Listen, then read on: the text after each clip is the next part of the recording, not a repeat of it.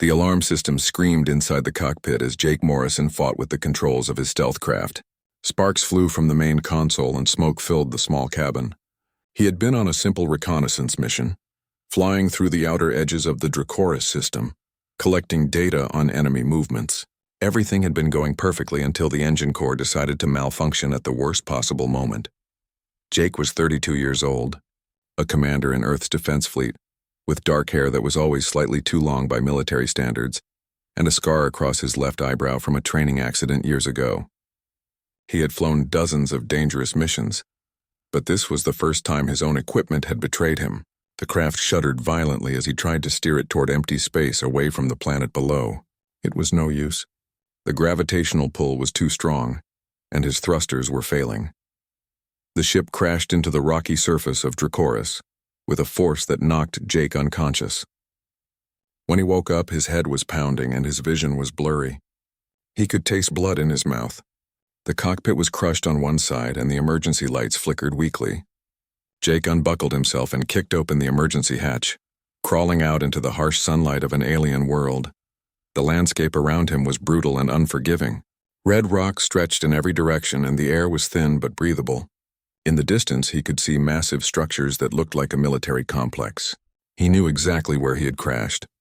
This was the heart of the Galactic Empire's territory, and he was standing in the worst possible place a human could be. Jake checked his equipment. His communication device was destroyed in the crash. His sidearm was still in its holster, but he only had one clip of ammunition. His combat knife was strapped to his leg. That was it. No backup, no rescue, no way to call for help. He was alone on an enemy planet, surrounded by a civilization that had been conquering worlds for thousands of years. He didn't have much time to think about his options. Within minutes, Imperial patrol vehicles appeared on the horizon, moving fast across the rocky terrain. Jake considered running, but there was nowhere to go. The patrols surrounded him quickly, and soldiers in dark armor emerged from the vehicles with weapons pointed at him. They were tall, much taller than any human, with grayish-blue skin and eyes that reflected the sunlight like mirrors. Jake raised his hand slowly. One of the soldiers stepped forward and spoke in a language he didn't understand. When Jake didn't respond, the soldier switched to a common galactic trade language that Jake had learned during his training. "You are a prisoner of the Empire. Surrender your weapons." Jake carefully removed his sidearm and knife, placing them on the ground. The soldiers moved forward and restrained him with energy cuffs that hummed with power. They weren't gentle about it. He was searched, scanned, and pushed toward one of the vehicles. As they drove him toward the military complex, Jake studied everything he could see. Guard positions, weapon emplacements, patrol patterns. If there was even a small chance of escape, he needed to be ready.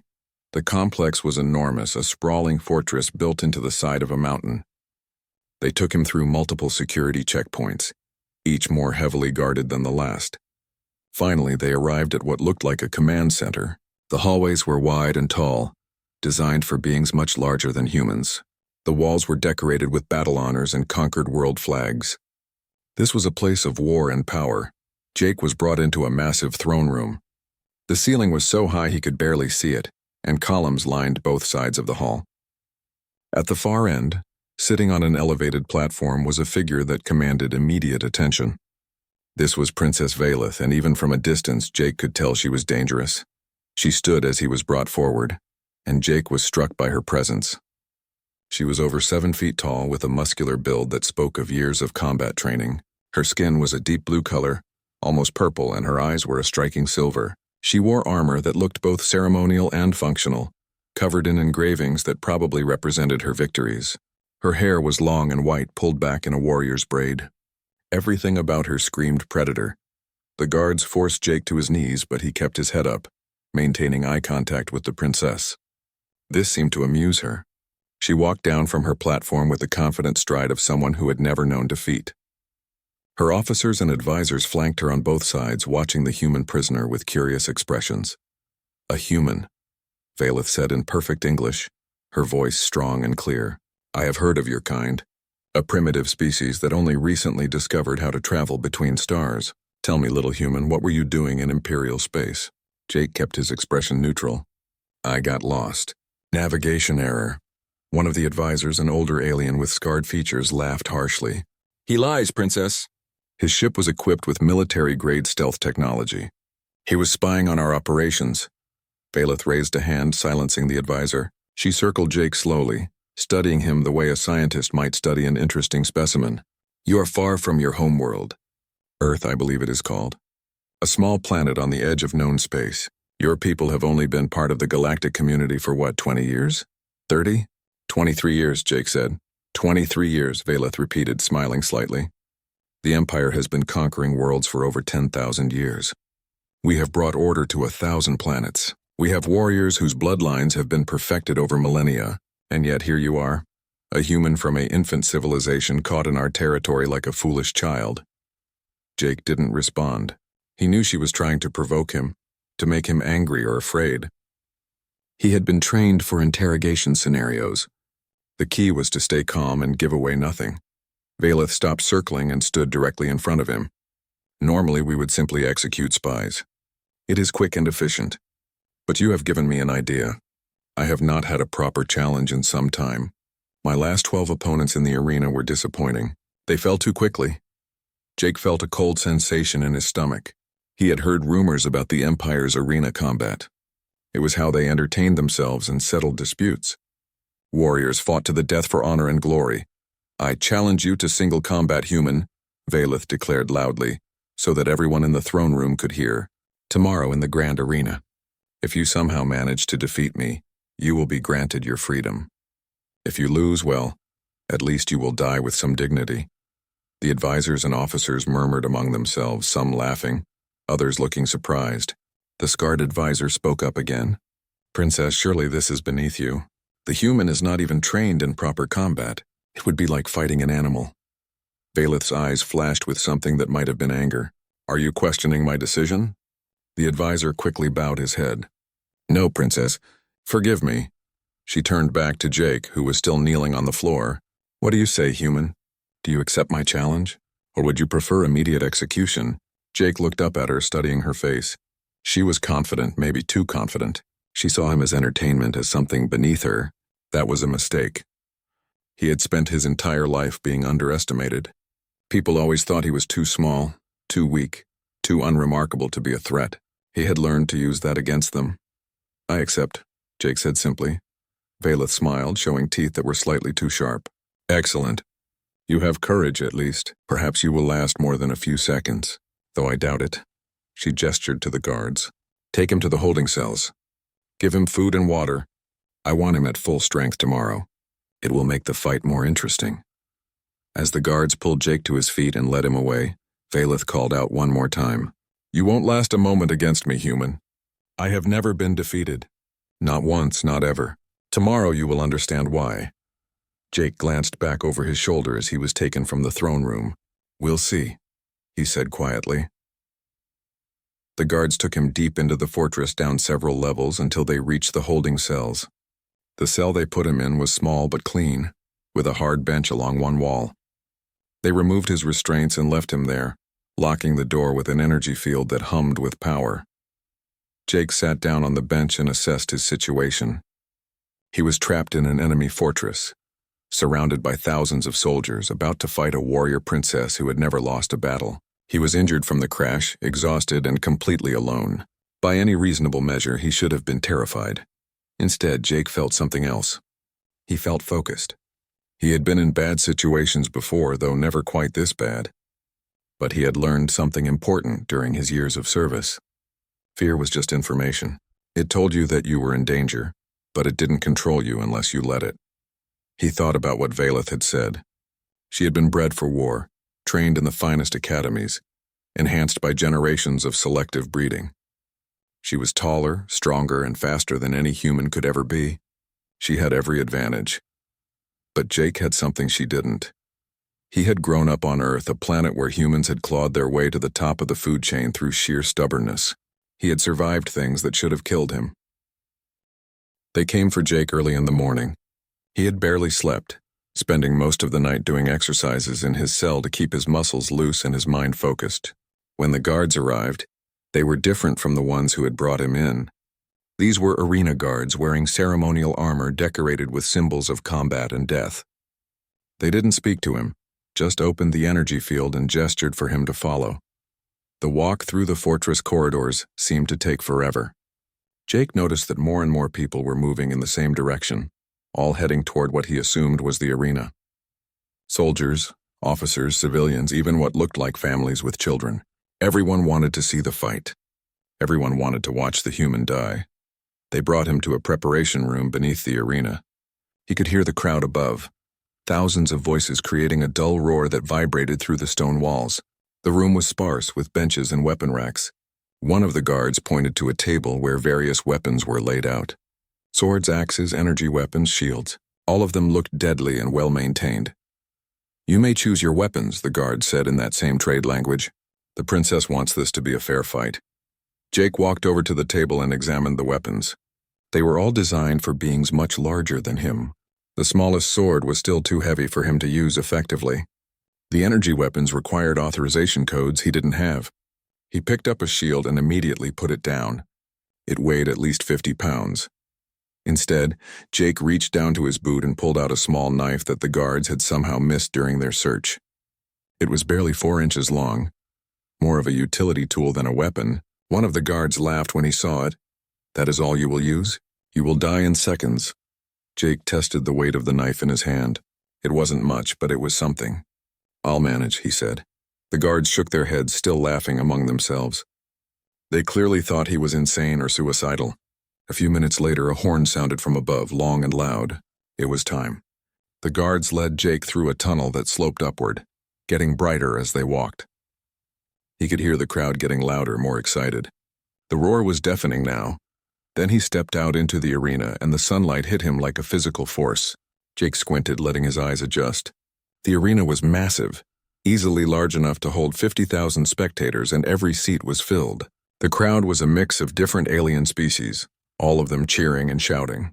The arena floor itself was sand and rock, roughly circular, maybe 200 feet across. The walls were smooth stone, too high to climb. Jake walked toward the center of the arena, very aware that thousands of eyes were watching him. He heard laughter, jeers, and what sounded like insults in languages he didn't understand. To them, he was entertainment, a novelty, a human who thought he could fight their princess. Across the arena, a large gate began to open.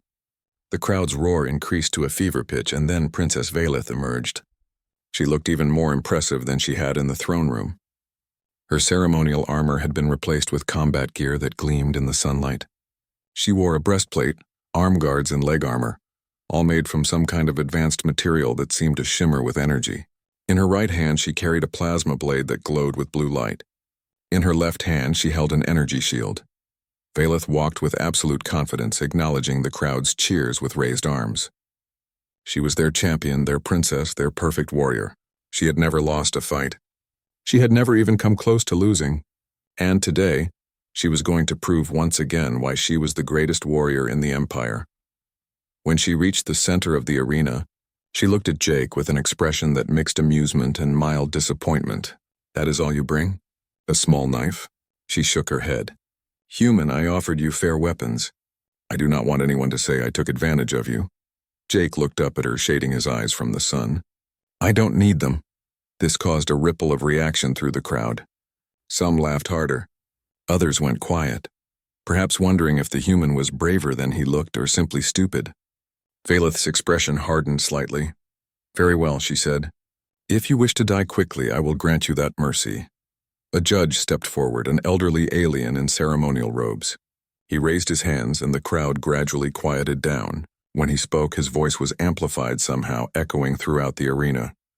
"Citizens of the Empire, today we witness a challenge combat. Princess Valeth, undefeated champion of 1,000 battles, has accepted the challenge of this human prisoner. The rules are simple. The fight continues until one combatant yields, is unable to continue, or is dead. There will be no interference. No mercy unless granted by the victor. Let the combat begin." The judge stepped back quickly, leaving the arena floor. For a moment there was complete silence. Jake and Valeth stared at each other across 20 feet of sand. Then the horn sounded again and the fight began. Valeth moved first, closing the distance with incredible speed. She was fast, much faster than Jake had anticipated.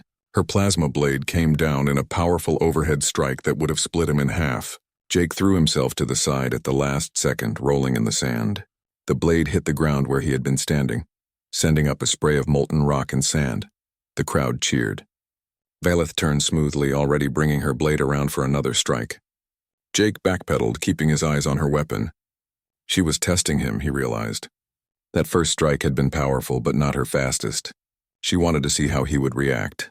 She came at him again, this time with a series of quick strikes. Jake dodged the first two, but the third one caught his shoulder, burning through his uniform and searing his skin. He felt the pain but pushed it aside, focusing entirely on her movements. She was strong and fast, but she fought in patterns. Every warrior did. You just had to survive long enough to see them. Valeth pressed her advantage, driving him backward across the arena. Her blade was a blur of blue light, and Jake was forced to use every bit of his speed and reflexes to stay alive. He couldn't block her strikes directly with his small knife. The energy weapon would cut through it like paper. Instead, he had to dodge, duck, and weave, staying just barely ahead of her attacks. The crowd was going wild.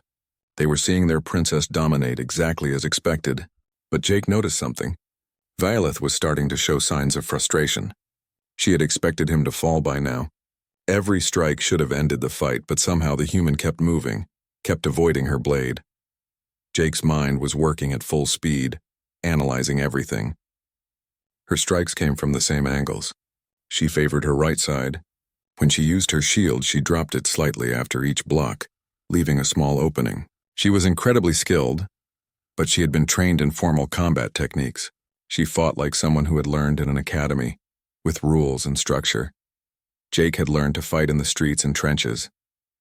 There were no rules there. There was only survival. He started to change his pattern, not just dodging, but moving in unexpected directions. When Valeth expected him to move left, he moved right. When she thought he would back away, he moved forward, getting inside her reach. It was risky, getting close to someone so much stronger, but it was also where her long blade was least effective. Valeth swung at him again, and this time Jake didn't dodge backward. He moved toward her inside the arc of her swing. Her blade passed over his head, and for a split second they were face to face. Jake drove his small knife toward the gap between her breastplate and arm guard. It was a tiny opening, barely visible, but it was there. The knife bit into her arm, drawing blue blood. It wasn't a serious wound, barely more than a scratch, but it was the first time anyone had drawn her blood in years. The crowd gasped, then went silent. Valeth's eyes widened in shock. She stumbled backward, looking down at her arm as if she couldn't believe what had happened. Jake didn't press the attack. He backed away, watching her carefully. He knew that wounding her pride might be more dangerous than wounding her body. She looked up at him, and he saw the shock in her eyes transform into something else. Anger. Real anger. "You dare," she said, her voice low and dangerous. "You dare mark me?" She came at him again, but this time there was no testing, no playing around. She attacked with everything she had, and Jake knew he was in serious trouble. Her blade moved so fast he could barely track it. He felt it burn across his back, his leg, his arm. He was bleeding now, multiple wounds that stung and burned. Jake's breathing was getting harder. He had been fighting for 10 minutes now, maybe longer. He was tired, hurt, and facing an opponent who could probably keep fighting for hours. His only advantage was that she was angry now, making small mistakes that she wouldn't normally make. He used the arena itself, keeping rocks and debris between them when he could, forcing her to come at him from angles that limited her reach. When she jumped over an obstacle, he was already moving, using the split second when she was in the air to gain distance. The crowd didn't know what to make of it. This wasn't how these fights usually went.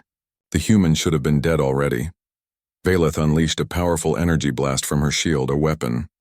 Sweat poured down Jake's face, mixing with blood from a cut above his eye. His uniform was torn and burned in multiple places, and every breath sent sharp pains through his chest. His muscles screamed for rest, begging him to stop, to just lie down and let it end.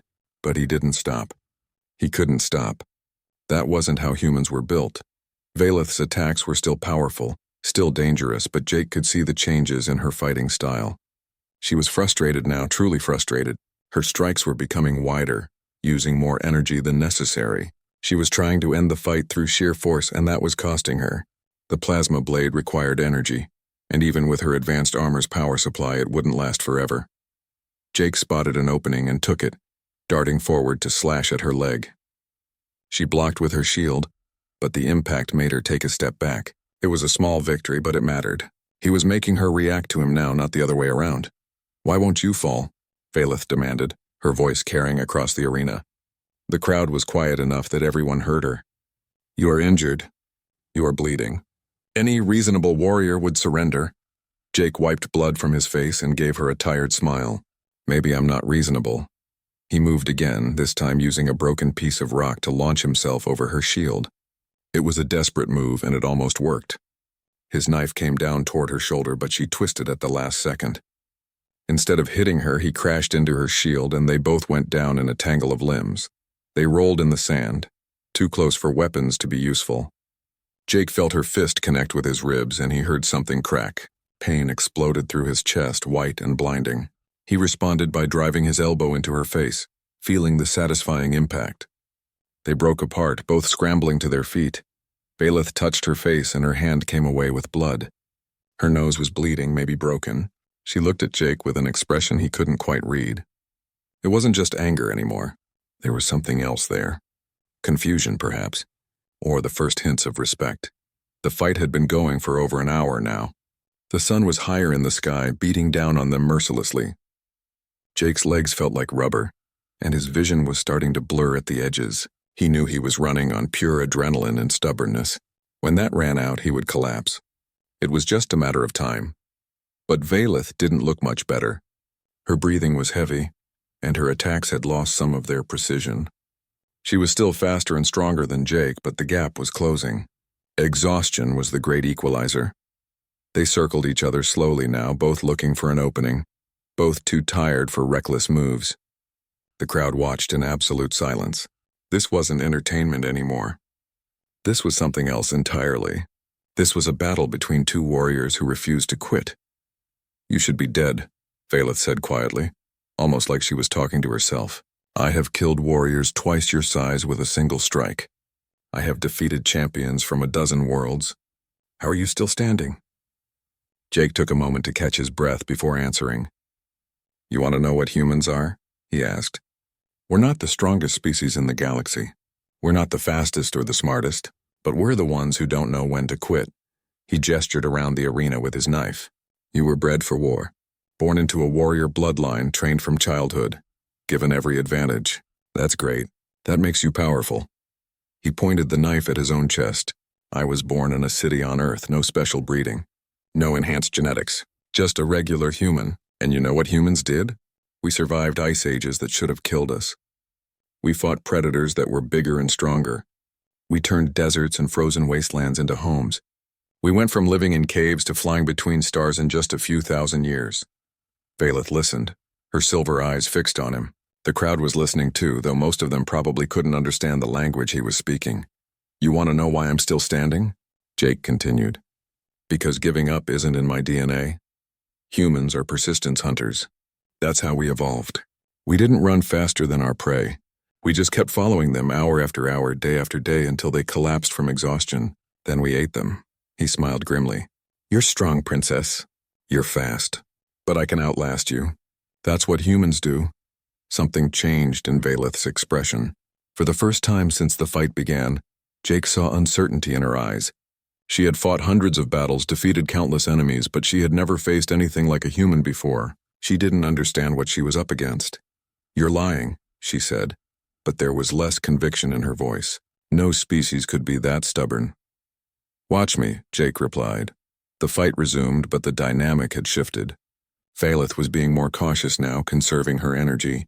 She realized that she couldn't just overpower him. She needed to be smart about this.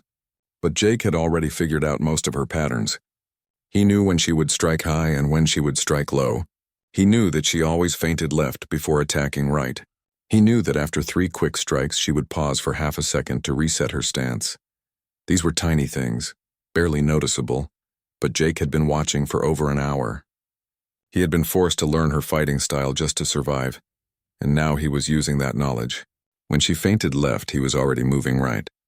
When she paused to reset, he was attacking. He managed to land another cut on her arm, then one on her leg. Neither were serious wounds, but they were adding up. Blue blood stained her armor in several places now. The princess who had never been defeated, who had never even been seriously challenged, was bleeding from multiple wounds inflicted by a human with a knife barely longer than his finger.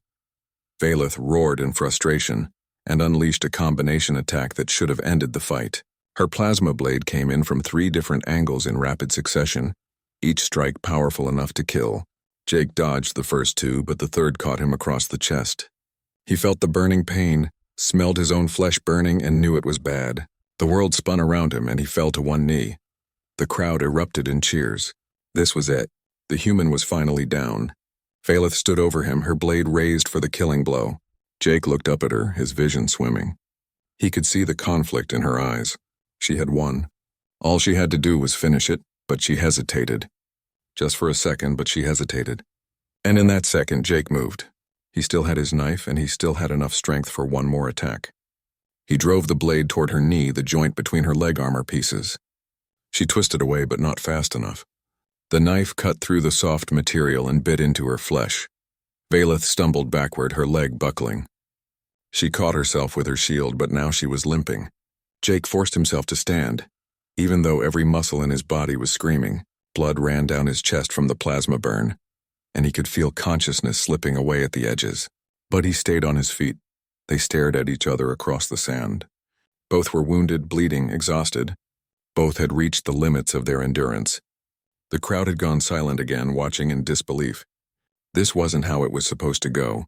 The princess was supposed to be standing over the human's corpse by now, victorious and unmarked. Instead, they were both barely standing, both one mistake away from collapse. Jake's vision was getting darker around the edges. He knew he was going into shock from blood loss. He probably had minutes left, maybe less. But those minutes were all he needed. He took a step forward, then another. His legs felt like they were made of lead, and every movement sent waves of pain through his body. But he kept moving. Valeth watched him come, her own exhaustion clear on her face. She raised her plasma blade, but the movement was slower now, less certain. "You should be dead," she said again, and this time it sounded almost like a plea. "Why won't you die?" Jake's voice was barely a whisper, but in the silent arena everyone heard it. "Because I'm human," he said, "and we don't know how to give up." He attacked again, not with any real hope of winning, but because stopping meant dying, and he wasn't ready to die yet. His knife came in low and Valeth blocked it with her shield. But Jake had expected that. He used his momentum to slam his shoulder into the shield, driving her backward. She swung her blade at him and he ducked under it, feeling the heat of the plasma as it passed over his head. They were both running on fumes now, operating on pure instinct and willpower. Jake's knife found another opening, cutting across her arm. Her blade burned across his side. They traded blows, neither able to land a decisive hit, both too tired to defend properly. Jake's legs finally gave out. He fell to his knees in the sand, gasping for breath. Blood pooled beneath him, dark against the pale sand. He tried to stand again, but his body wouldn't respond. His knife fell from his numb fingers. This was it then. He had fought as hard as he could, lasted as long as he could, but it wasn't enough. He looked up at Valeth, expecting to see triumph in her eyes. Instead, he saw something that shocked him. She was swaying on her feet, her leg barely supporting her weight. Her plasma blade flickered and died, its power finally exhausted. Her shield arm hung limply at her side. She took one step toward him, then another, and then she collapsed. The medical teams rushed onto the arena floor before the Emperor had even finished standing. They surrounded both fighters, scanning them with devices that hummed and beeped. Jake felt hands lifting him onto a stretcher, heard voices speaking in urgent tones. The pain was overwhelming now that the adrenaline was wearing off. Every injury, every burn, every cut suddenly made itself known all at once. Through his fading vision, he saw Valeth being lifted onto another stretcher. She was conscious, barely, her silver eyes still locked on him. There was something in that gaze, something he couldn't quite identify. Then the world went dark, and Jake knew nothing more. He woke up in a medical facility, though he had no idea how much time had passed. The room was clean and white, filled with equipment that looked far more advanced than anything on Earth. His body felt strange, distant somehow, and he realized he was heavily drugged. Pain medication, probably. His chest was wrapped in bandages and he could feel more wrappings on his arms and legs. A medical attendant noticed he was awake and immediately called for a doctor. The doctor was an alien with 4 arms and kind eyes, at least they seemed kind. She examined him quickly, checking various readouts on a screen above his bed. "You are very fortunate to be alive, human," the doctor said in the trade language. "You lost a significant amount of blood. Several ribs were broken. Burns covered 20% of your body. You also had internal bleeding that we had to repair. Most beings would have died from such injuries, but your physiology is remarkably resilient." Jake tried to speak, but his throat was too dry. The doctor helped him drink some water, and he tried again. "How long?" "You have been unconscious for 3 days," the doctor replied. "We used accelerated healing techniques, but you will need at least another week of treatment before you can leave this facility." 3 days. Jake tried to process that information. "The princess?" The doctor's expression became carefully neutral. "Princess Valeth is recovering in another section of this facility. Her injuries were less severe than yours, though still significant. She has been asking about you." Before Jake could respond, the door to his room opened and 2 Imperial guards entered. They took positions on either side of the door, and then another figure entered. It was the scarred advisor Jake had seen in the throne room, the one who had questioned Valeth's decision to fight him. "Leave us," the advisor said to the doctor. The doctor bowed and quickly exited, along with the medical attendant. Jake was alone with the advisor and the guards, and he didn't like the look in the advisor's eyes. "You have caused a great deal of trouble, human," the advisor said, walking slowly around Jake's bed. "The fight was supposed to be simple entertainment. The princess was supposed to defeat you easily, reinforcing her image as our greatest warrior.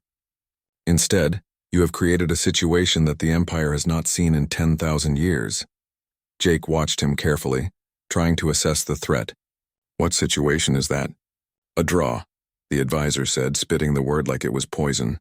"By Imperial law, if both combatants in a challenge fight are unable to continue and neither has yielded, the challenge is considered void.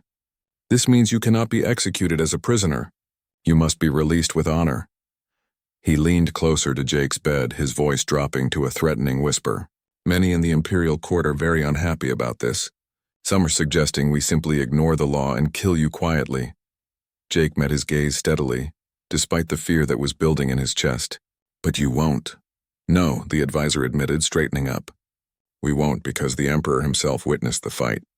If he ignored his own laws, it would weaken his authority. You will be released, human. But know this. You have embarrassed the Empire. You have shown that our greatest warrior can be challenged by a primitive species. There are those who will never forgive you for that." The advisor turned to leave, then paused at the door. "There is one other matter. Princess Valeth has requested to speak with you. The Emperor has granted permission. She will visit you tomorrow once the doctors confirm you are strong enough for visitors." He smiled, and it was not a pleasant expression. "I suggest you choose your words carefully. The princess has never been defeated before, and she does not handle such things well." After the advisor left, Jake lay back and stared at the ceiling. His mind was racing despite the drugs in his system. He had survived the fight, which was more than he had hoped for. But now he was in a different kind of danger. Politics, court intrigue. People who saw him as a threat to the Empire's image. The next day, Jake felt stronger.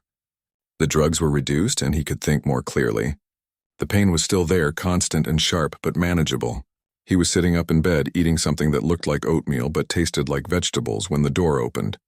Valeth entered alone, without guards or attendants. She was wearing simple clothes instead of her armor, and she moved carefully, favoring her wounded leg. There was a bandage on her arm and another on her face where Jake had struck her. Her silver eyes found him immediately, and for a long moment, they just looked at each other. "You are recovering well," Valeth said finally, her voice neutral. "So are you," Jake replied. She walked to a chair near his bed and sat down with a slight wince. "I have been thinking about our fight. I have replayed it in my mind 1,000 times over the past 3 days. I still do not fully understand what happened." Jake set down his bowl of food. "What don't you understand?" "How you survived," Valeth said simply. "I landed more than 20 strikes that should have killed you. Any warrior I have ever faced would have fallen after the first 3. But you kept getting up. You kept fighting even when you should have been dead." She leaned forward, her eyes intense. "I need to understand." "What are you?" Jake thought about how to answer. "I'm just a human. Nothing special. No enhanced genetics, no superior training. Just a regular guy who learned how to fight because he had to." "That is not an answer." Valeth said, frustrated. Regular soldiers do not fight like you fought. They do not survive what you survived. Then maybe you don't understand what regular humans are capable of, Jake said. He shifted in his bed, sending sharp pains through his ribs. You were bred for war, right? Your bloodline has been refined over thousands of years to produce perfect warriors. That's impressive. But you know what the problem is with being bred for something? You're optimized for specific conditions. You're designed to win in certain ways. Valeth's eyes narrowed. And humans are not? Humans are survivors, Jake said. We're not optimized for anything specific. We're generalists. We can eat almost anything, live almost anywhere, adapt to almost any situation, and most importantly, we don't know when to give up. That's not a strategy. That's not training. That's just who we are. He leaned forward, ignoring the pain. You asked me during the fight why I wouldn't fall. The answer is simple. Falling meant dying, and I didn't want to die, so I didn't fall. I kept moving, kept fighting, kept looking for a way to survive. That's what humans do. We're too stupid or too stubborn to know when we're beaten. Valeth was quiet for a long time, processing his words. When she spoke again, her voice was softer, more thoughtful. I have fought warriors from dozens of species. I have defeated champions who trained their entire lives for combat. But none of them fought like you. They all had techniques, strategies, styles. You had none of that. You just refused to lose. Is that a compliment? Jake asked with a slight smile. It is an observation, Valeth said. But there was the hint of a smile on her own face, and perhaps also a compliment. You are a strange being, Jake Morrison. Frustrating and confusing, but also remarkable. She stood up slowly, testing her wounded leg. There is something I must do, and I do not do this lightly. I do not do this often, in fact. I have done it only 3 times in my entire life. She looked directly at Jake, and her expression was serious. I acknowledge you as a warrior of honor. You fought with courage and skill. You did not yield even when death was certain. By the laws of my people, you have earned respect. Jake felt a chill run down his spine. He didn't fully understand the significance of what she was saying, but he could tell it was important. Thank you, he said quietly. Valeth nodded. The Emperor has agreed to release you with full honors as the law demands. A ship will take you back to neutral space where you can contact your people. You will be given medical supplies and enough resources to ensure safe passage. She paused. I have also ensured that you will not be harmed before you leave. There are those in the court who would prefer you dead, but they will not touch you, not while I protect you. Why? Jake asked. Why would you protect me? I'm your enemy. Are you? Valeth asked. You were a prisoner who accepted a challenge. You fought with honor. You showed me something I had never seen before. That does not make you my enemy. That makes you something else entirely. She moved toward the door, then stopped and looked back at him. When you return to your people, Jake Morrison, tell them about this fight. Tell them that the Empire is powerful, yes, but it is not invincible. Tell them that Princess Valeth of the Imperial bloodline met a human warrior, and for the first time in her life, she did not win. Will that cause you problems? Jake asked, concerned. The journey back to Earth took 3 weeks. Jake spent most of that time in the small cabin of the transport ship, recovering from his injuries and thinking about everything that had happened. The ship was automated, requiring minimal input from him, which was good because he spent several days just sleeping and healing. When he finally crossed into human-controlled space, he was immediately contacted by Earth Defense Fleet Command. They had listed him as missing in action, presumed dead, and his sudden reappearance caused quite a stir. Within hours, he was transferred to a military vessel and brought directly to fleet headquarters on Earth. The debriefing took days. Jake told them everything. The crash, the capture, the challenge, the fight, the draw. He showed them his scars and shared all the data he had collected about the Empire's military installations. He gave them the data Pad Valeth had provided, and intelligence officers spent hours analyzing its contents. Commander Lisa Hayes, the head of Fleet Intelligence, sat across from Jake in a secure conference room. She was in her 50s, with sharp eyes that missed nothing, and gray hair pulled back in a strict bun. She had been listening to his story for the past 6 hours, with minimal interruption. Let me make sure I understand this correctly, she said, leaning back in her chair. You fought their best warrior, their princess and heir to the throne, to a standstill. You didn't win, but you didn't lose either. And now she's given you a direct communication line to her personal frequency. That's correct, ma'am, Jake confirmed. Commander Hayes was quiet for a moment, tapping her fingers on the table. Do you understand what this means? You've proven that a human can go toe-to-toe with the Empire's finest and survive. That's intelligence we can use. That's propaganda value we can leverage. You're a hero, Morrison. I don't feel like a hero, Jake said honestly. I feel like someone who got lucky and barely survived. That's what makes you perfect for what comes next, Hayes said. She pulled up a holographic display showing news feeds from across human space. Jake saw his own face staring back at him from a dozen different screens. The headlines were dramatic. Earth soldier survives impossible fight. Human warrior challenges Empire princess. The man who wouldn't fall. The story has already spread, Hayes explained. You've been back for 3 days and everyone in human space knows your name. People are calling you a symbol of human resilience. Politicians want to meet you. The media wants interviews. You're famous, Morrison, whether you like it or not. Jake felt his stomach sink. I just want to get back to my unit. That's not going to happen, Hayes said, not unkindly. At least not right away. Fleet Command wants you to do a series of public appearances. Talk about your experience. Show people that we can stand up to the Empire. We need morale right now, and you're the perfect person to provide it. Over the next month, Jake found himself thrust into a world he had never wanted to be part of. He gave speeches at military academies. He appeared at recruitment centers. He did interviews for news networks. Everywhere he went, people wanted to hear about the fight. They wanted to know what it felt like to face down an alien warrior princess and survive. Some of it was good. He met with young recruits who had been inspired by his story to join the defense fleet. He talked with veterans who understood the reality of combat and appreciated his honesty about how close he had come to dying. But some of it was uncomfortable. Politicians who wanted to use him as a prop. Media personalities who twisted his words to fit their narratives. People who saw him as a hero when he just saw himself as someone who had been lucky. Meanwhile, back on Dracoris, Valeth was facing her own challenges. The Imperial Court was not pleased with the outcome of the fight. The draw had not strengthened her image as they had hoped. Instead, it had raised questions. If a human could fight her to a standstill, what did that say about the Empire's military superiority? Her father, Emperor Draxus, summoned her to the throne room for a private audience. He was an imposing figure, even larger than his daughter, with skin that was darker blue, almost black. His eyes were the same silver as Valeth's, but colder, harder.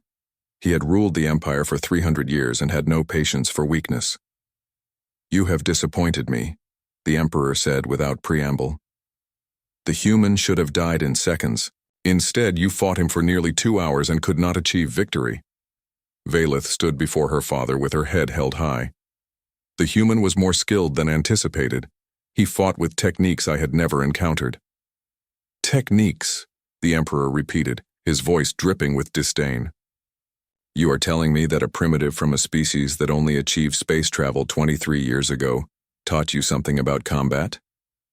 Yes, Valeth said simply. That is exactly what I am telling you. The throne room went silent. Several advisors who had been present looked shocked. No one spoke to the Emperor like that, but Valeth was his daughter and heir, and she had earned certain privileges. The Emperor studied her for a long moment. Explain. Valeth took a breath.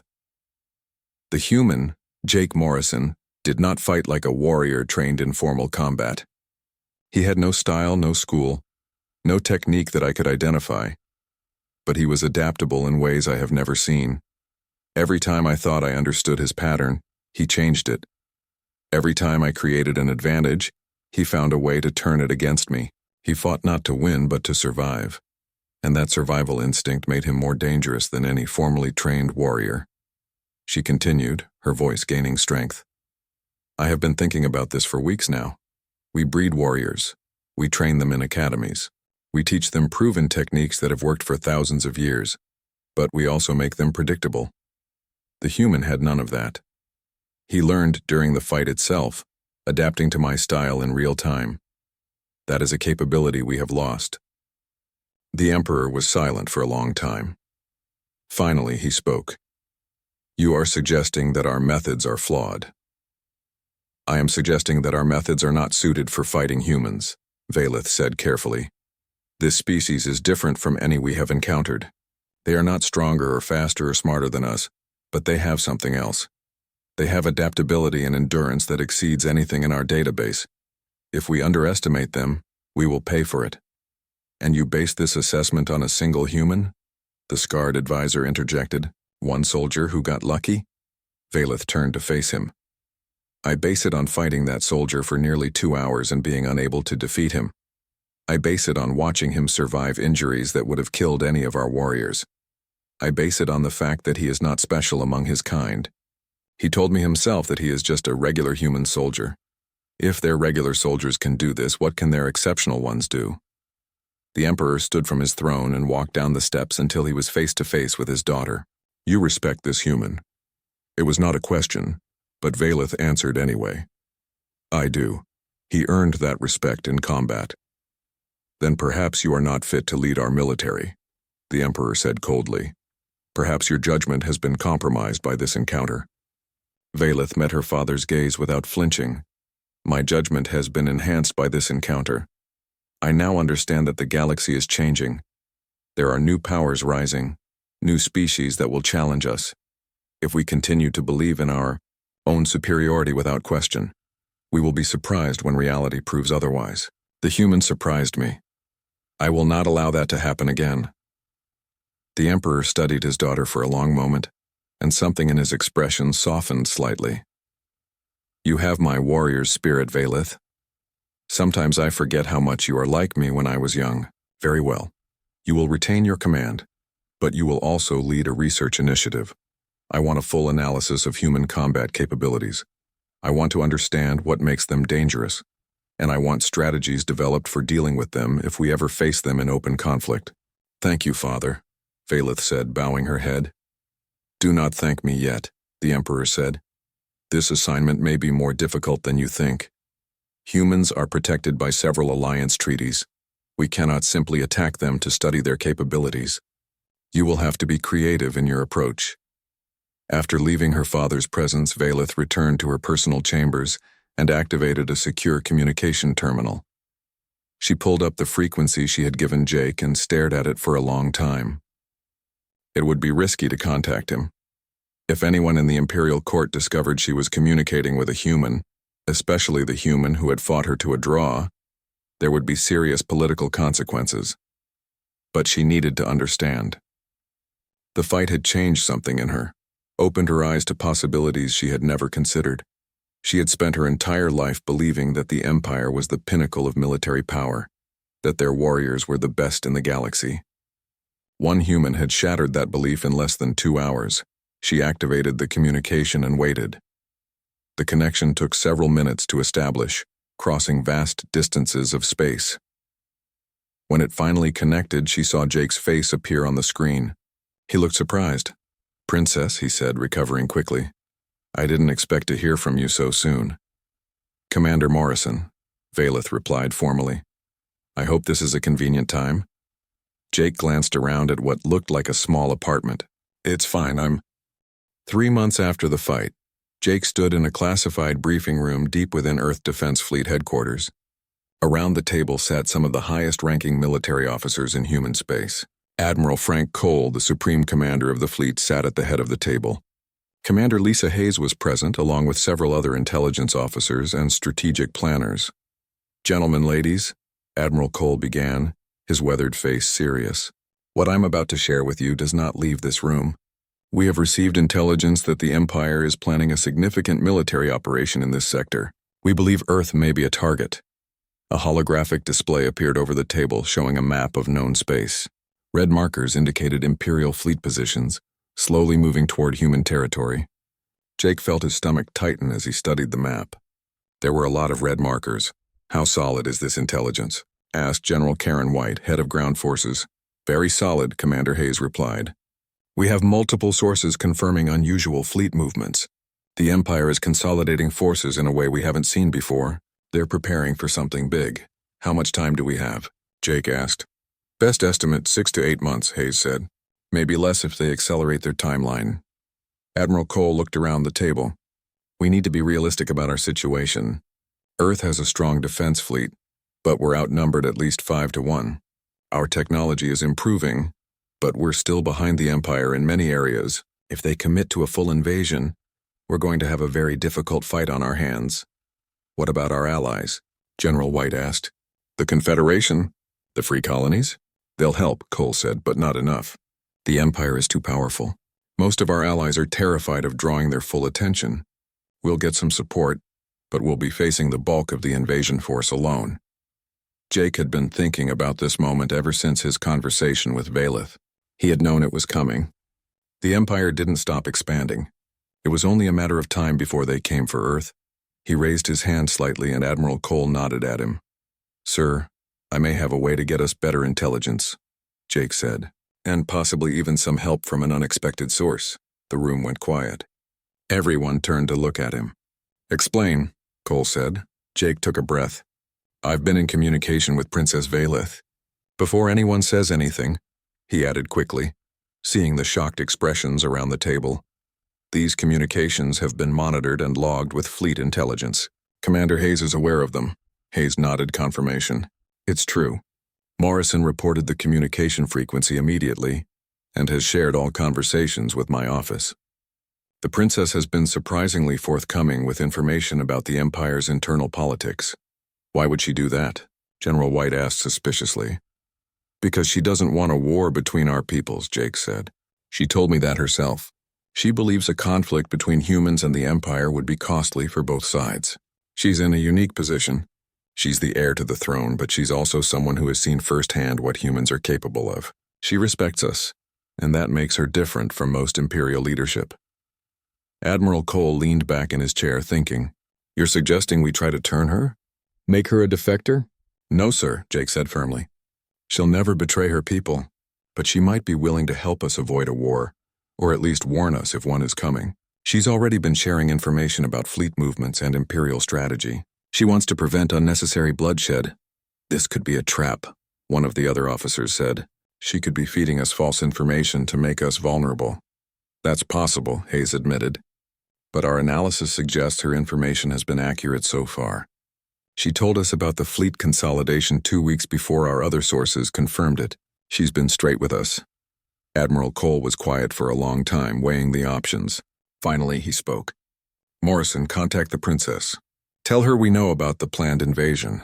Ask her if she's willing to meet in person, neutral territory, to discuss the situation. If she agrees, we'll send you with a small diplomatic team. But this is extremely risky. If the Empire finds out she's meeting with us, it could start the war immediately. Understood, sir, Jake said. That evening, Jake returned to his apartment and activated the secure communication terminal Hayes had provided. He sent a message to Valeth's frequency marked urgent. She responded within an hour, and her face appeared on the screen. She looked worried. Jake, I was going to contact you, she said immediately. Something has happened. The Empire is moving forward with an invasion plan. My father has ordered a full military mobilization. Earth is the primary target. We know, Jake said. Our intelligence picked it up. How much time do we have? 4 months, maybe 5, Valeth said. The fleet is being assembled now. It will be the largest invasion force the Empire has deployed in 50 years. Jake, you need to prepare. This is going to be bad. There might be another option, Jake said. What if we could talk? You and me face to face with some representatives from Earth's leadership. Maybe we can find a way to prevent this. Valeth shook her head. My father will not negotiate. He sees Earth as a threat that needs to be brought under Imperial control. Nothing I say will change his mind. I'm not talking about changing his mind, Jake said. I'm talking about finding another way. You have influence. You have followers in the military who respect you. What if there was a way to stop this invasion without it coming to open war? You're asking me to commit treason, Valeth said quietly. I'm asking you to prevent a war that will kill millions on both sides, Jake replied. You told me yourself that you don't want this conflict. Here's your chance to do something about it. Valeth was silent for a long time, her silver eyes troubled. If I do this, if I meet with you, I will be walking a very dangerous path. There are factions in the Imperial Court who already question my loyalty because of our fight. If they discover I am meeting with humans in secret, they will move against me. I know, Jake said, and I wouldn't ask if I had any other choice. But you're the only person in the Empire who might be willing to help us. The only one who has seen what humans are really like and understands that conquering us won't be as easy as your father thinks. Where would this meeting take place? Phaleth asked. Neutral territory. There's a space station called Outpost 7, on the border between Imperial space and the Free Colonies. It's used for trade negotiations sometimes. We could meet there in secret. Phaleth thought about it, her expression conflicted. Finally, she nodded. I will come, but I cannot come alone. I will need to bring some of my own officers, people I trust. If this is going to work, I need to show them that cooperation with humans is possible. That's fine, Jake said. We'll bring a small team too. When can you be there? 2 weeks, Phaleth said. I will need to arrange things carefully to avoid suspicion. Jake, understand something. If this goes wrong, if we are discovered, it could trigger the very war we are trying to prevent. I know, Jake said, but doing nothing guarantees the war. At least this way we have a chance. The next 2 weeks were intense. Jake worked with Admiral Cole and Commander Hayes to put together a small team for the meeting. They chose carefully, picking people who were open-minded enough to work with Imperial representatives, but experienced enough to handle themselves if things went wrong. The team consisted of Jake Hayes, a diplomat named Peter Grant, and 2 security officers. They traveled to Outpost 7 in an unmarked transport ship. The station was old, built decades ago by the Free Colonies as a neutral meeting point for trade negotiations. It was small, only about 200 people living there permanently, most of them traders and station staff. The station master, a grizzly old man named Carl who had been running the place for 20 years, asked no questions when they paid for private meeting rooms. Phaleth arrived exactly on time, bringing 3 officers with her. Jake recognized one of them from the throne room on Dracoris. She had chosen military people, warriors who would understand the reality of combat. They met in a secure conference room that Carl had swept for surveillance devices. The first few minutes were tense. The Imperial officers studied the humans with open suspicion, and the humans did the same. These were people who might be shooting at each other in a few months. But Phaleth broke the ice by walking directly to Jake and offering her hand. Commander Morrison, she said formally, thank you for arranging this meeting. Princess Phaleth, Jake replied, shaking her hand. Thank you for coming. I know the risk you're taking. Phaleth introduced her officers. Captain Wren was her second in command, a seasoned warrior with scars that told stories of many battles. Lieutenant Cass was a tactical officer, younger but sharp. And Commander Vex was a fleet strategist who looked at everything with calculating eyes. Jake introduced his team, and they all sat down around a conference table that was too small for the Imperial officers but manageable. For a moment, nobody spoke. Then Peter Grant, the diplomat, cleared his throat. Let me be direct, Grant said. We know the Empire is planning to invade Earth. We know we're outnumbered and outgunned. But we also know that conquering Earth will be expensive. Humans don't surrender easily.